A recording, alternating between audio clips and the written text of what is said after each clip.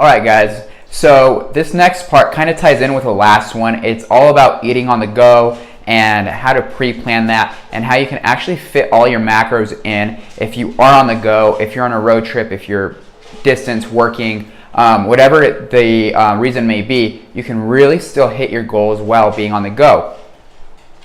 So the first thing is making sure that you look at the menu items before you order them, which is going to be your calories, your protein, your fat, and your carbs, as well as if you're going to have a drink or two. MyFitnessPal does have alcohol in there, so you can go in there and include whatever alcoholic drinks or beverages you're going to be having that day. So you're really not missing out on anything, and it really helps to pre-plan that, like I said before, if you're going to be ordering something like that later on in the night. Some of my favorite restaurants to go to oftentimes are going to have the calories available online, and sometimes not even my favorite ones that I have to choose from are going to have the calories online. So number one go-to for me is like Chipotle. It's high protein, you can modify the orders, it's pretty healthy, high fiber. So if you go to like Chipotle's website, they actually have a full menu that lets you add and subtract ingredients or foods, and then you go into MyFitnessPal and you can kind of just compare the two by clicking back and forth and seeing how many calories you have left to eat for the day and how many that meal has.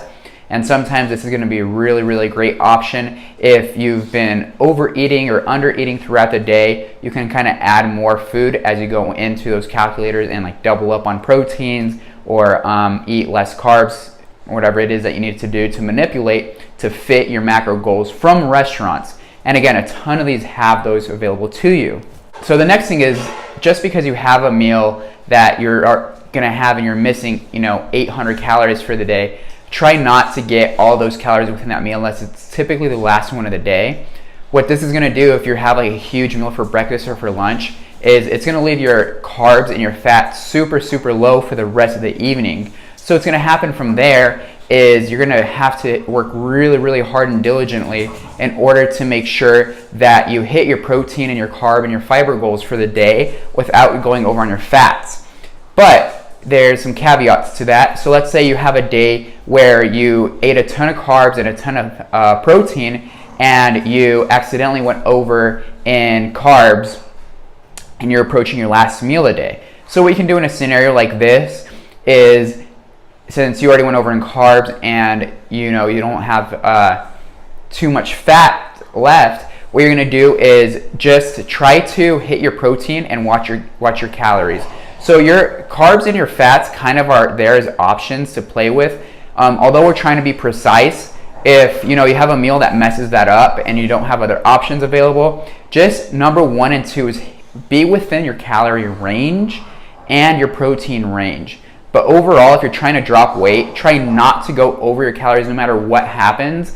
And if you're trying to gain weight, try to hit your carbs and your protein, and more so your calories again. So it's going to be super important to stay within your calorie range and hit your protein. The carbs and fats, we have a little more room to play with, wiggle room, but try to hit that. So if you go over in carbs and under on fat, that's fine. Or if you go over in fat and under on carbs, that's also okay. The next thing, when you're traveling, protein bars, protein shakes, powders, things like that are going to be super helpful. Or even if you're just at work for 8 hours a day, go into the grocery store and try to find options that are going to have high protein, a couple grams of fiber, and find bars that you like. Try different ones out. Different ones are going to have different macronutrients, so make sure you turn them over and look at the nutrient value of the protein bars and shakes you're having. Usually the really good tasting ones aren't really protein bars, they're kind of just promoted that way. What you're looking for in a bar is to have like 15 to 30 grams of protein and be lower in fat. The reason I say that is just because most people's fat intake is not super high, or your needs are not super high, so you want to make sure that you're getting a bar that doesn't put you way over on fats just from one little bar. We want to get that from foods and help keep you fuller for longer is the goal with that. All right, guys, so one thing I do want to mention before I forget is whenever you're logging food into MyFitnessPal, for example, let's say you get a slice of thin pizza at a mom and pop shop or a taco at a mom and pop shop or something like that, a lot of the time, you can go into MyFitnessPal, and if you scroll to the bottom of like entering a food where it says create new food, you can enter your own custom macros that you might guess are in that food.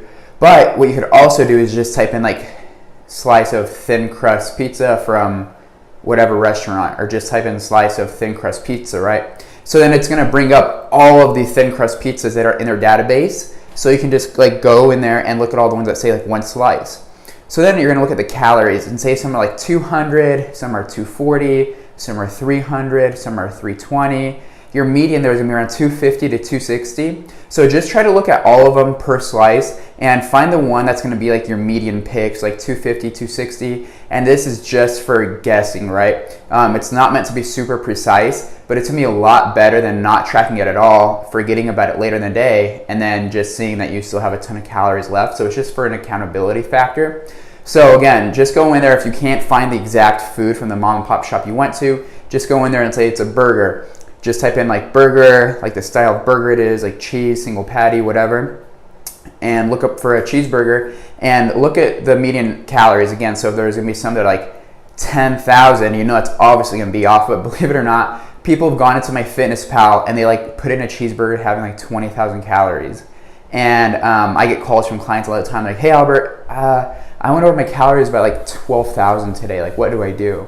Then I'm like, okay, let's go in there and look. And then some random person, like I think pulling pranks on all of us, went in there and put in like a 10 or 20,000 calorie burger. And sometimes it won't be that drastic. It'll be like 1 or 2,000. But if you see the average is most likely like 300, 400 around there, pick a median average around there, and then just log that in there.